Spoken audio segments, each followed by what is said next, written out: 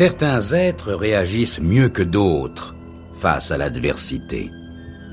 Ainsi, Louise Wilson, encore fort jolie femme à 50 ans, décide de retrousser ses manches et de se jeter dans l'action quand son mari, Léon, directeur d'une chaîne d'hypermarchés entre autres, prend sa retraite prématurément. « Ne t'inquiète pas mon chéri, je m'occupe de tout. Je vais m'organiser, tu vas connaître maintenant la période la plus heureuse de ta vie. » Il est vrai que financièrement, l'avenir du couple se présente sous d'heureux auspices. Détenteur d'une certaine fortune, Léon continuera de percevoir de gros émoluments que Louise se fait forte d'employer à bon escient. « Tu sais quoi ?» demande-t-elle un soir. « Nous allons supprimer cette vieille et horrible véranda. De nos jours, personne, absolument personne, n'a plus de véranda. C'est complètement démodé. Tiens, feuillette un peu maison et jardin. » « Mais Louise, » proteste Léon avec une moue qui donne à son visage rose et rond la même expression que sur ses photos de bébé. « J'aime beaucoup cette véranda.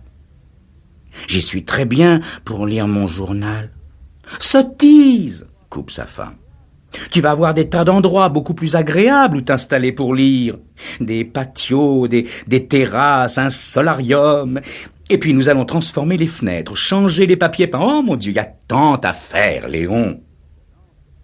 Lasse, mais rayonnante, comme si, les travaux étant déjà terminés, elle attendait un compliment, Louise se renverse en arrière dans son fauteuil. Son mari la considère d'un œil morne et inquiet.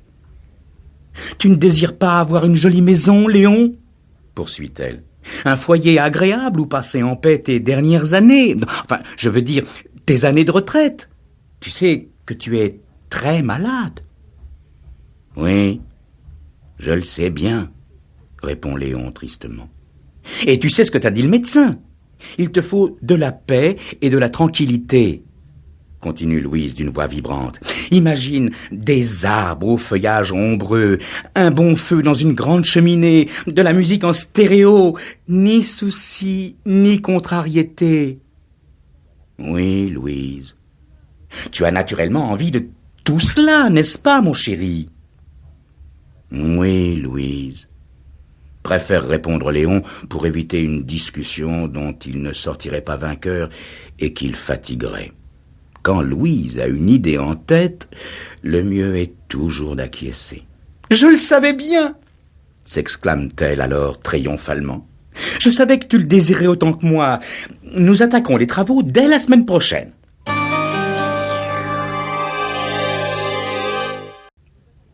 Le lendemain, sans plus attendre, Louise se rend chez un architecte en vogue, également décorateur d'intérieur. Jack Dumont la reçoit dans un très charmant bureau aux murs couleur lavande. C'est à l'évidence un homme élégant et raffiné, grand, mince, il a un beau visage sensible au milieu duquel deux prunelles sombres brillent d'un feu intérieur. Louise comprend immédiatement qu'elle a frappé à la bonne porte. À peine d'ailleurs a-t-elle exposé ses projets que l'enthousiasme de son interlocuteur se conjugue au sien. L'après-midi même, l'architecte vient visiter la propriété des Wilson, où il se met aussitôt en devoir de créer. « C'est une âme qu'il faut donner à cette maison », s'écrie-t-il après avoir arpenté les lieux dans tous les sens. « J'y suis, je vois. Dans le raffinement, nous allons réunir élégance et intimité. » Assis sur l'unique siège confortable de la maison, un grand fauteuil de cuir rouge qui date de ses années de célibat, Léon observe sans mot dire ce déploiement d'activité qui lui est totalement étranger. « Je vais remeubler la maison en pur style colonial et je veux des gerbes de couleurs, » continue Dumont. « Un ruissellement de couleurs. Je veux une véritable explosion. » « Dites-moi, » hasarde timidement Léon, combien va me coûter cette explosion dont vous parlez ? L'auteur de ce grandiose projet le regarde d'un œil si méprisant qu'il l'oblige à se taire. Léon n'ose plus protester et commence les transformations qui vont durer des semaines. Les ouvriers arrachent irrévérencieusement, un à un, les clous de sa chère véranda, dont ils abattent également les cloisons pour les remplacer par de grands panneaux de verre. Une fois finis les travaux de peinture, un nouveau mobilier vient remplacer l'ancien et l'on change aussi les tapis. Environ 3 mois plus tard, la décoration enfin terminée, Louise n'est malheureusement pas complètement satisfaite. « Je ne comprends pas ce qui se passe », explique-t-elle à Jack Dumont, auquel la lie une tendre amitié et qu'elle continue de voir régulièrement. « Nous avons fait de notre mieux pour rendre cette maison agréable, mais il y a, malgré tout, quelque chose qui cloche. » « Oui, c'est exact, » reconnaît l'architecte. « Est-ce la couleur des murs ?»« Certainement pas, elle est exquise. »« La moquette, peut-être ?»« Mais non, elle est parfaite. »« Alors, de quoi s'agit-il, selon vous ?»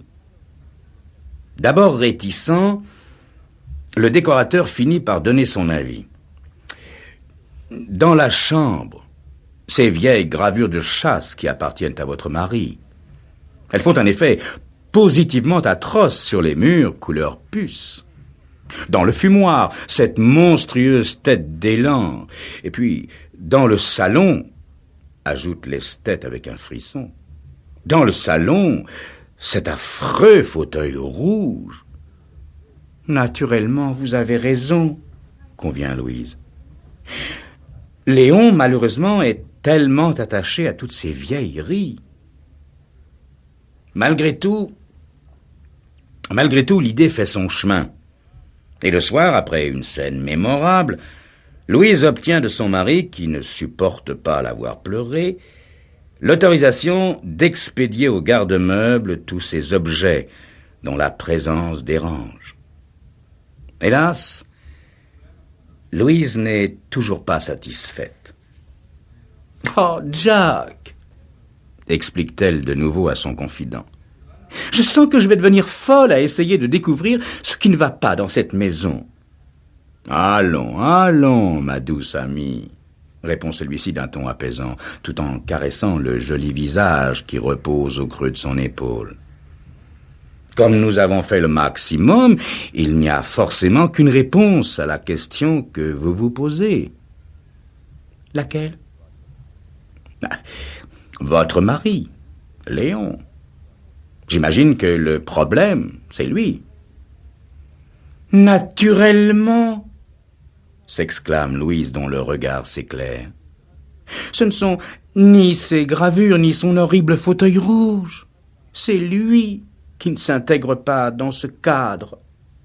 Il détonne horriblement. »« Je ne vous le fais pas dire, » note le décorateur. « Et lui, vous ne pouvez malheureusement pas le faire enlever par un camion de déménagement. »« Non, sans doute, » répond alors Louise, pensive. « Mais j'ai peut-être une solution. »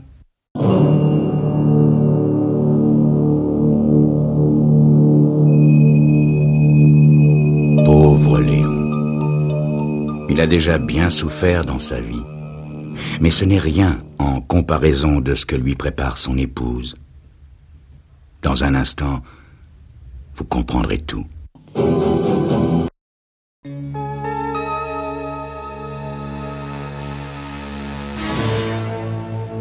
La solution imaginée par Louise est simple. Léon est un homme malade, gravement malade, explique-t-elle à son ami. C'est d'ailleurs ce qui l'a conduit à prendre sa retraite prématurément. Le docteur affirme qu'il suffirait d'un choc pour que son cœur lâche comme ça, d'un seul coup. « Vraiment ?» demande simplement Dumont. « Si seulement il pouvait recevoir un choc, » poursuit Louise. « S'il pouvait avoir vraiment peur de quelque chose. Vous ne voyez rien qui pourrait l'effrayer, Jack ?» Le décorateur se contente d'étouffer discrètement un bâillement. « Jack, proteste-t-elle. « Ce que je vous raconte ne vous intéresse donc pas ?»« Mais si, naturellement, ma chère, mais c'est votre maison. »« Mais enfin, mon amour, vous savez bien que sans Léon, ce serait aussi la vôtre. Ne l'avons-nous pas conçue et réalisée ensemble ?» Le visage du décorateur s'illumine aussitôt, tandis qu'il suggère « Avez-vous jamais pensé au bruit que produit une ampoule électrique quand on la laisse tomber ?» Le jour même, Louise expérimente l'idée. Elle se glisse à pas de loup derrière Léon, assis très inconfortablement sur une des rares chaises autorisées dans la cuisine, et, saisissant l'ampoule qui pend du plafond, la jette violemment contre le mur où elle explose. « Qu'y a-t-il, ma chérie ?» demande Léon sans s'émouvoir, tandis qu'elle-même réprime un cri de frayeur. « Tu as cassé un verre ?»« Non, pas un verre, une ampoule électrique, » répond-elle en s'approchant, car il semble ne pas bien entendre. « Ah bon ?» dit simplement Léon. Et l'incident est clos. Sans se laisser décourager pour autant, Louise, dans la nuit, se penche au-dessus de l'espace qui sépare leurs lits jumeaux pour secouer fortement son mari. « Hein, quoi? Qu'est-ce que c'est ?» demande Léon, clignant les paupières dans l'obscurité. « Léon, je t'en prie, réveille-toi » murmure-t-elle d'une voix rauque. « J'entends du bruit au rez-de-chaussée. »« Mais moi, je n'entends rien » marmonne Léon, le visage dans l'oreiller. « Mais si, je t'assure, quelqu'un marche en bas » Grommelant, mais complaisant, Léon rejette ses couvertures, enfile ses pantoufles placées au pied du lit et gagne la porte qu'il entrebâille pour crier « Hé, qui va là ?» Puis, satisfait de ne recevoir aucune réponse, il retourne se coucher. « Léon !» s'insurge Louise. « Mais quoi? Il y a personne. Écoute, tu veux bien me laisser dormir un peu, hein? Le médecin m'a recommandé la paix et la tranquillité. » Sans se laisser abattre, Louise se lève à son tour et descend au salon. Elle sait bien qu'il n'y a personne. Mais pourquoi ne pas essayer de convaincre Léon du contraire? Elle se met à crier de toutes ses forces, d'abord sans résultat. Au bout d'un long moment, Léon paraît sur le palier. « Tu m'as appelé, ma chérie ?»« Mais non !» répond-elle furieuse. « Retourne te coucher !» Le lendemain, au petit déjeuner, comme si la nuit portait conseil, Louise demande à son mari « Léon, tu as toujours ton vieux fusil ?»« Hein? Quel fusil ?»« Ton fusil de chasse, celui avec lequel tu as tué l'élan. » « Ah, j'imagine qu'il est toujours au grenier. Pourquoi ?»« Pour rien, » ment Louise. Elle se rend au grenier l'après-midi même et trouve l'arme après quelques recherches, ainsi qu'une boîte de cartouches.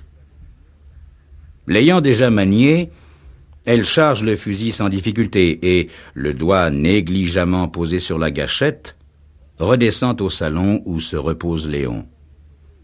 « Regarde ce que je viens de découvrir !» annonce-t-elle triomphalement.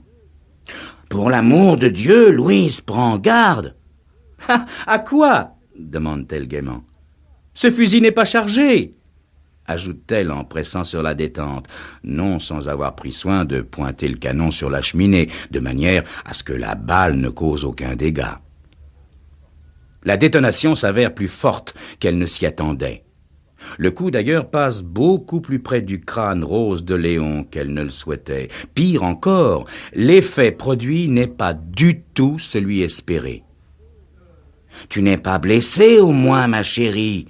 interroge Léon avec seule lassitude. « Non, tout va bien, » il insiste. « Tu es sûr que tu n'as rien ?»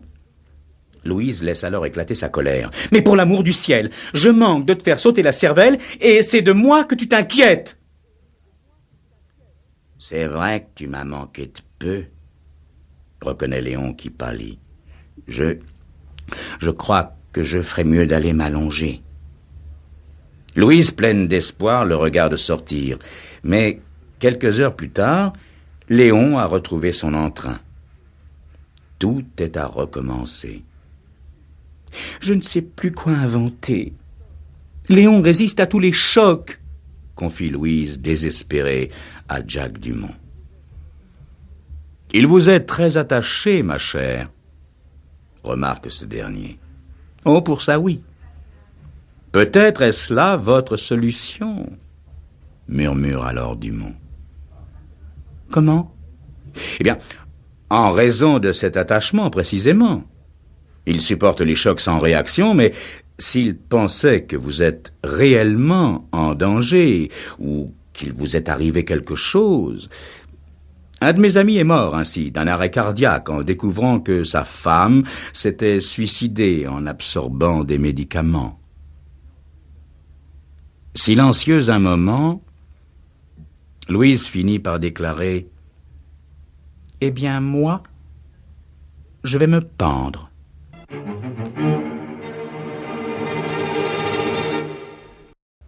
Léon, bien qu'à la retraite, a gardé l'habitude de régler son réveil sur 7 heures et se lève chaque matin dès qu'il sonne. Le lendemain, Louise, le devançant d'une demi-heure, descend sans bruit au salon où elle s'installe devant le bureau de style colonial pour écrire la lettre suivante. Léon chéri, je te demande pardon pour le chagrin que je vais te causer. Ces 30 années vécues auprès de toi ont été le paradis. Mais aujourd'hui, la pensée que tu puisses partir le premier et me laisser seul m'est insupportable. Pardonne-moi, je t'en prie, quand tu découvriras ce qui est dans la cave. Ta Louise. Elle pose le message bien en évidence, puis, s'emparant au passage d'une de ces jolies chaises de style colonial, elle descend silencieusement dans la cave où pend du plafond une grosse corde solidement arrimée. Elle grimpe sur sa chaise pour l'atteindre et l'aménager au bout par un nœud coulant. Puis, elle attend. Enfin, le réveil de Léon sonne, faisant vibrer toute la maison. Alors, elle prend la pose. Se dressant sur la pointe des pieds pour ne toucher qu'à peine le rebord de la chaise, elle passe la tête dans le nœud coulant, ferme les yeux et tire la langue pour faire plus vrai. La porte de la cave s'ouvre. Le pas de Léon résonne dans l'escalier de bois. Il est là, qui tourne autour d'elle. Louise, immobile, croit entendre le cœur fragile de son mari battre à coups redoublés. À quel moment va-t-il faillir? S'ensuit un long silence. Puis, alors qu'elle guette le bruit de son corps s'effondrant sur le sol, elle l'entend ricaner. Elle a voulu se suicider. Qui aurait cru ça d'elle? Enfin maintenant, je vais avoir la paix.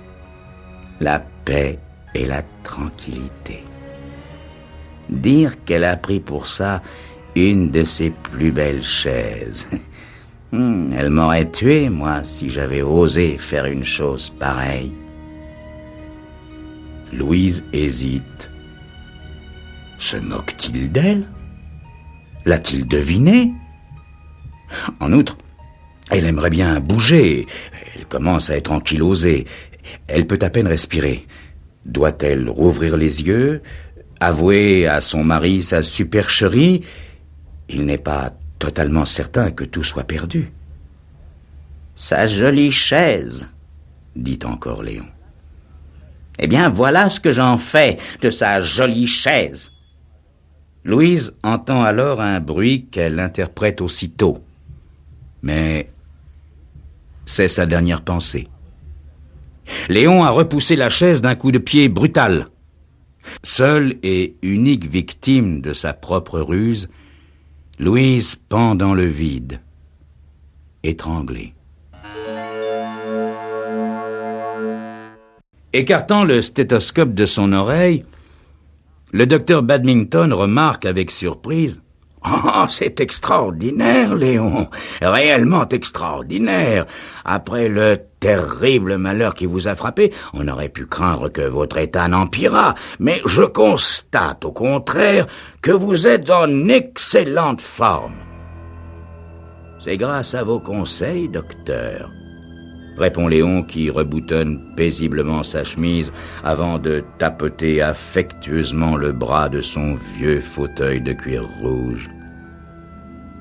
Je me contente de vivre dans la paix et la tranquillité, comme vous me l'avez prescrit.